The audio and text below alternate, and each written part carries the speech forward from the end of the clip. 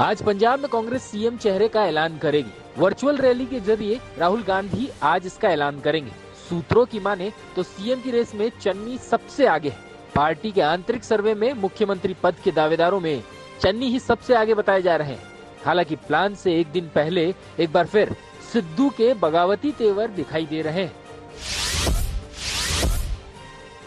UP सरकार के लिए सारी पार्टियों ने कमर कस ली है। आज बीजेपी अपना संकल्प पत्र जारी करेगी, जिसमें चुनावी वादों का जिक्र होगा। इससे पहले कल गोरखपुर में योगी आदित्यनाथ ने डोर टू डोर प्रचार किया, वहीं आम लोगों के साथ बातचीत की। इसके अलावा योगी गोरखपुर के गुरुद्वारे में माथा टेकने भी पहुंचे। राहुल गांधी ने हरिद्वार की गंगा आरती में हिस्सा लिया। वहीं उधम सिंह नगर में वर्चुअल रैली से जुड़े, जहां उन्होंने एक बार फिर मोदी सरकार पर जमकर हमला किया। राहुल ने मनमोहन राज को गोल्डन पीरियड बताया, तो वहीं मोदी की काम की तुलना राजा से की। उस समय के हिंदुस्तान में प्रधानमंत्री था, आज के हिंदुस्तान में राजा है। प्रधानमंत्री सुनता है, प्रधानमंत्री के दरवाजे किसानों के लिए, मजदूरों के लिए, छोटे व्यापारियों के लिए खुले होते हैं। ओवैसी पर हुए हमलों को लेकर आरोपियों ने सनसनीखेज खुलासा किया है। पुलिस से पूछताछ में आरोपी सचिन ने बताया कि उनका मकसद ओवैसी को जान से मारने का था। ओवैसी उन्हें देखकर कार के नीचे वाले हिस्से में छुप गए थे, जिसकी वजह से उसने नीचे के हिस्से में फायरिंग की और ओवैसी को मरा समझकर वहां से फरार हो गए।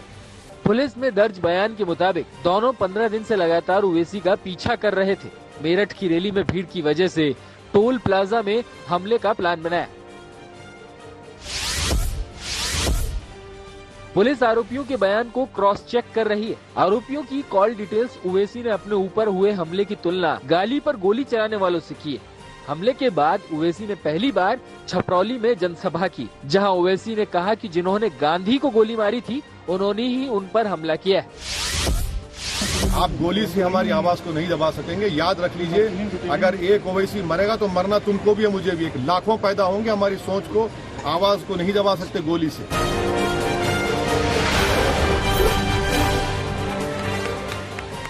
पीएम नरेंद्र मोदी ने वैष्णव संप्रदाय के संत स्वामी रामानुजाचार्य की 216 फीट ऊंची मूर्ति का अनावरण किया। हैदराबाद में स्थापित की गई इस प्रतिमा को स्टैच्यू ऑफ इक्वलिटी का नाम दिया गया है। ये दुनिया की दूसरी सबसे बड़ी बैठी हुई मूर्ति है। इस मूर्ति के साथ 108 मंदिर बनाए गए हैं।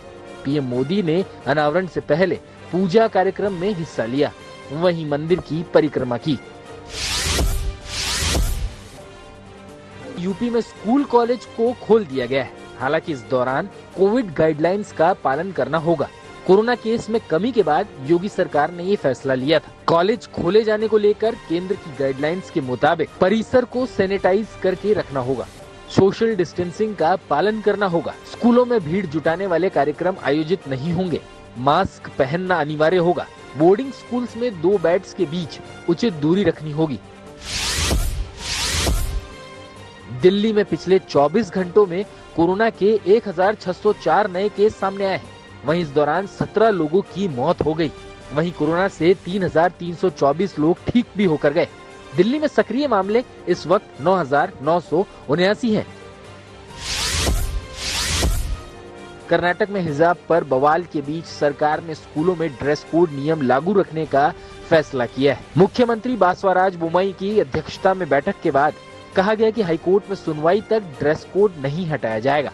हाईकोर्ट में 8 फरवरी को इस मामले में सुनवाई है।